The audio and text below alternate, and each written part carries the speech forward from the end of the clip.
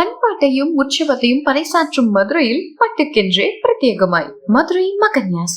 சுவைத்தவர் நெஞ்சுமெல்லாம் சமைத்தவர் நிலைத்திட உங்கள் சமையலில் எங்கேயும் ஸ்ட்ராங் கட்டு பெருங்காயம்.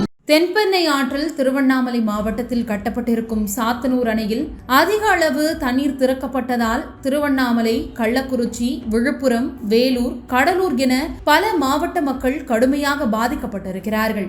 நேற்று நள்ளிரவு முதல் இன்று அதிகாலை வரை இந்த மாவட்டங்களில் தென்பெண்ணை ஆற்றை ஒட்டி அமைந்திருக்கும் கிராம பகுதிகளுக்குள் தண்ணீர் பாய்ந்து வீடுகள் வரை நுழைந்துவிட்டது. 2015ஆம் ஆண்டில் செம்பரம்பாக்கம் ஏரியை நள்ளிரவில் முன்னறிவிப்பின்றி திறந்துவிட்டதால் சென்னை மக்கள் கடும் அவதிக்கு ஆளாகினர். அது சென்னை என்பதால் பெரிய செய்தியாக மாறியது. அது மட்டுமல்ல, நேற்று முதல்வர் ஸ்டாலின் அவர்களே தூங்கி வழிந்த நிர்வாகம், தூக்கத்தை தொலைத்த மக்கள் என்று அதிமுக ஆட்சியை விமர்சிப்பதற்கு 9 ஆண்டுகள் கழித்தும் முக்கிய அரசியல் ஆயுதமாக பயன்படுகிறது. இதே நேரம் இப்போது தென்பெண்ணை ஆற்றில் அமைந்துள்ள சாத்தனூர் அணையை திறக்க அதிகாரிகள் எப்போது முடிவெடுத்தனர்? அது பற்றி ஆற்றங்கரை மக்களிடையே முறையான எச்சரிக்கை விட்டார்களா என்ற கேள்விகள் இப்போது இந்த மாவட்ட மக்களிடையே எழுந்துள்ளன. சென்னையில் தூறல் என்றாலும் சிறு மழை என்றாலும் தொடர்ந்து செய்தியாக்கும் முக்கிய ஊடகங்களும் தமிழகத்தின் உள் மாவட்டங்களான விழுப்புரம், திருவண்ணாமலை, கள்ளக்குறிச்சி, கடலூர் மாவட்ட கிராமங்களை பெரிதாக எட்டி பார்க்கவில்லை. இன்னைக்கு அதிகாலை 4 மணி இருக்கும். வீட்டுல நல்லா தூங்கிட்டு இருந்தோம். பையன் ஓடியாந்து, அப்பா ஏந்திரிப்பா, வீட்டுக்குள்ள தண்ணி புகுந்துருச்சுப்பான்னு சொன்னான். ரோட்ல ஒர்க் ஷாப் வச்சிருக்கிற மூர்த்தி தான் போன் பண்ணி ஆத்து தண்ணி வீட்டுக்குள்ள வருது, முக்கியமானதை மட்டும் எடுத்துக்கிட்டு வெளியில வாங்கன்னு சொன்னாப்புல அப்படின்னு சொல்லிதான் மகன் என்னை எழுப்பினான். அப்புறம் சட்டுன்னு அக்கம் பக்கம் வீடுகளுக்கெல்லாம் சொல்லி 4:30 மணிக்கெல்லாம் அடிச்சு புடிச்சு வீட்டை விட்டு வெளியே கிளம்பணும்.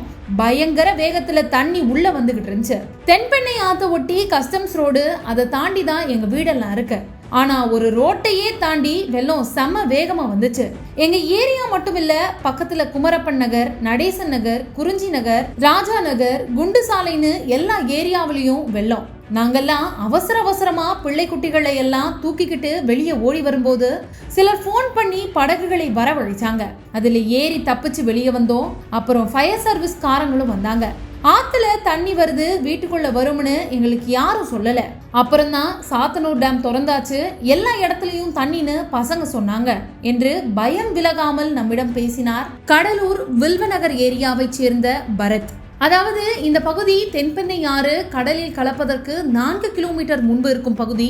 இங்கேயே இப்படி என்றால் சாத்தனூர் அணைக்கு அருகே இருக்கும் திருவண்ணாமலை மாவட்டம் செங்கம், தண்டராம்பட்டு, கள்ளக்குறிச்சி மாவட்டம் மூங்கில் துறைப்பட்டு, மண்லூர்பேட்டை, விழுப்புரம் மாவட்டம் திருக்கோவலூர், அரங்கண்டநல்லூர், எல்லீஸ் அணைக்கட்டு, திருவெண்ணெய்நல்லூர், பேரங்கியூர், கடலூர் மாவட்டம் கள்ளிப்பட்டு, குச்சிப்பாளையம், மேல்குமரமங்கலம், புலவனூர், கண்டரக்கோட்டை என வழியெங்கும் இதைவிட மோசமான அனுபவத்தை பெற்றிருக்கிறார்கள் மக்கள்.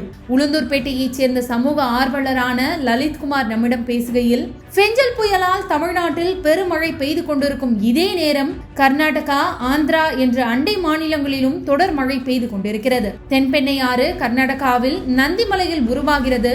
அங்கிருந்தே கனமழை பெய்து கொண்டிருக்கிறது. கர்நாடக தலைநகர் பெங்களூருவில் பெய்யும் மழையும் தென்பெண்ணையில் தான் கலக்கிறது. அங்கிருந்து ஓசூர் வருகிறது. ஓசூரில் கிழவரப்பள்ளி அணை அமைந்திருக்கிறது. அந்த அணையை தாண்டி கிருஷ்ணகிரியில் KRB அணை அமைந்திருக்கிறது. இந்த அணைகளை எல்லாம் தாண்டி திருவண்ணாமலையில் சாத்தனூர் அணை அமைந்துள்ளது. கிருஷ்ணகிரி, திருவண்ணாமலை, கள்ளக்குறிச்சி, விழுப்புரம், கடலூர் என மாவட்டங்களை கடந்து கடலூரில் கடலில் கலக்கிறது. இதற்கிடையே ஊத்தங்கரையில் பாம்பாறு தென்பெண்ணையில் தான் கலக்கிறது. கிருஷ்ணகிரியில் பல சின்ன சின்ன ஆறுகள் தென்பெண்ணையில் தான் கலக்கின்றன. தென்பெண்ணை ஆறு இவ்வாறு அது உற்பத்தி ஆகும் இடத்தில் இருந்து கடலில் கலக்கும் இடம் வரை அனைத்து பகுதிகளிலும் சராசரியாக 40 சென்டிமீட்டர் முதல் 50 சென்டிமீட்டர் வரை ஒரே நேரத்தில் மழை பெய்து வருகிறது. இதேபோல் கடந்த 50 ஆண்டுகளில் இருந்ததில்லை. 1971ஆம் ஆண்டு இதே போல தென்பெண்ணை ஆற்றில் அதன் உற்பத்தி தொடங்கி கடலில் கலக்கும் கடலூர் வரை கன மழை பெய்தது. அப்போது ஏற்பட்ட வெள்ளப்பெருக்குக்கு பிறகு இப்போதுதான் வெள்ளப்பெருக்கு ஏற்பட்டுள்ளது. 1971 இப்படிப்பட்ட வெள்ளப்பெருக்கு நடந்தபோது தென்பெண்ணை ஆறு புரண்டு படுத்த மாதிரி சுற்றுவட்டாரம் எல்லாம் வெள்ளம் என்று என் ஊரில் சொல்லி இருக்கிறார்கள். அதே போல இப்போதுதான் தென்பெண்ணை புரண்டு படுத்திருக்கிறது. இந்த வெள்ளத்தால் ஆற்றின் போக்கில் இயற்கையாகவே பல மாற்றங்கள் ஏற்படும்.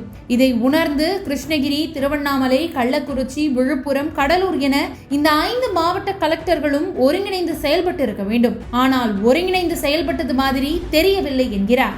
கண்டரக்கோட்டை வழக்கறிஞர் ராஜசேகர் பேசும் பொழுது, கும்பகோணம் சாலை பன்ருட்டி விழுப்புரம் இடையில் உள்ள தென்பெண்ணையாறு பாலத்தில் 2 பக்கமும் ஆற்று தண்ணீர் சாலையில் ஏறி கிளை ஆறாக ஓடுகிறது.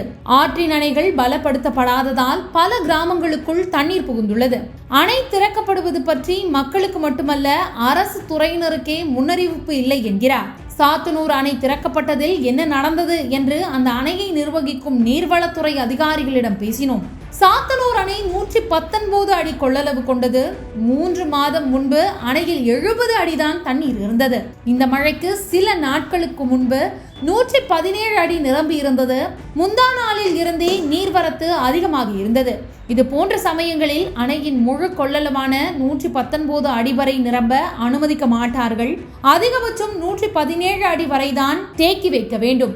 ஆனால் நேற்று முன்தினத்தில் இருந்தே கொஞ்சம் கொஞ்சமாக தண்ணீரை திறந்து கொண்டிருந்தார்கள். அணை திறப்பதை பொறுத்தவரை அணையின் பொறுப்பு வகிக்கும் நீர்வளத்துறை அதிகாரிகள் கலெக்டரிடம் தகவல் சொல்வார்கள். கலெக்டர் சென்னையில் இருக்கும் மேலதிகாரிகளுக்கு தகவல் கொடுத்துவிட்டு மீண்டும் அணை அதிகாரிகளை தொடர்பு கொண்டு திறக்க சொல்வார். அதன்படி கலெக்டரின் அறிவுறுத்தலின் பேரில் 117 அடி தண்ணீர் மட்டத்தை மெயின்டைன் செய்து வந்தார்கள். ஆனால் அணைக்கு நீர்வரத்தும் அதிகரித்துக் கொண்டே இருக்க, மழையும் தொடர்ந்து பெய்து கொண்டே இருந்ததால் நேற்று இரவு சுமார் 1,70,000 கன அடி திறக்கப்பட்டது. சென்னையில் மேலதிகாரிகளிடம் அனுமதி பெற்றுதான் திறக்கப்பட்டது. திறக்காமல் விட்டால் அணைக்கே ஆபத்து ஏற்படும் அபாயமும் இருக்கிறது என்கிறார்கள். சாத்தனூர் அணை பற்றி நீர்வளத்துறை உயரதிகாரிகள் சிலரிடம் பேசினோம். அணையை போலவே நம்மிடம் மனம் திறந்தார்கள். சாத்தனூர் அணையின் கொள்ளளவு 119 அடி. ஆனாலும் இதில் சுமார் 20 அடிக்கு மேல் சேறுதான் இருக்கிறது. பல வருடங்கள் ஆனதால் இந்த சேறு மிகவும் இறுகி இருக்கிறது. இந்த சேற்றை அகற்றினால்தான் அணையின் கொள்ளளவு 119 அடியாக இருக்கும். இல்லையென்றால் அணைக்கு ஆபத்தாக முடியும் என்று சென்னையில் இருக்கும் நீர்வளத்துறை தலைமைக்கு தொடர்ந்து 15 ஆண்டுகளாக ப்ரொபோசல்கள் வந்த வண்ணம் இருக்கின்றன. ஆனால் தலைமை இதில் எந்த முடிவும் எடுக்கவில்லை. 2011 அதிமுக ஆட்சி காலத்தில் இது ஜெயலலிதாவின் கவனத்துக்கே கொண்டு செல்லப்பட்டது. அப்போது அணையில் மிக குறைந்த நீர் இருக்கும் கோடை காலத்தில் சேறு அகற்றலாம் என்று ஆலோசிக்கப்பட்டது.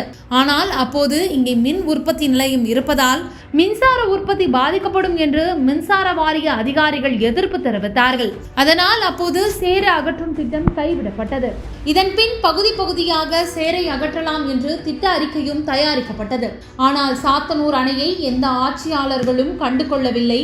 இப்போதைய நிலவரப்படி சாத்தனூர் அணையின் மொத்த நீர்மட்டம் 119 அடி அல்ல, அதில் உறுதியாக 20 முதல் 25 அடி சேறுதான் இருக்கிறது. அடியில் சேறு அடர்த்தியாக இருப்பதால் சுமார் 100 அடிதான் இப்போதைய சாத்தனூர் அணையின் உண்மையான கொள்ளளவு. நீண்ட கால திட்டத்தின் அடிப்படையில் அந்த சேற்றை அகற்றினால் அணையின் கொள்ளளவு மேலும் அதிகரிக்கும். மழைக்காலத்தை மட்டும் கருதாமல் நீண்ட கால செயல் திட்டத்தின் அடிப்படையில் யோசித்தால்தான் இந்த பிரச்சனைக்கு ஒரு தீர்வு கிடைக்கும் என்கிறார்கள். பண்பாட்டையும் உற்சவத்தையும் பறைசாற்றும் மதுரையில் பட்டுக்கென்றே பிரத்யேகமாய் மதுரை மகன்யாஸ். சுவைத்தவர் நெஞ்சுமெல்லாம் சமைத்தவர் நிலைத்திட உங்கள் சமையலில் எங்கேயும் ஸ்ட்ராங் கட்டு பெருங்காயம். மின்னம்பலம்.com தமிழின் முதல் மொபைல் பத்திரிகை.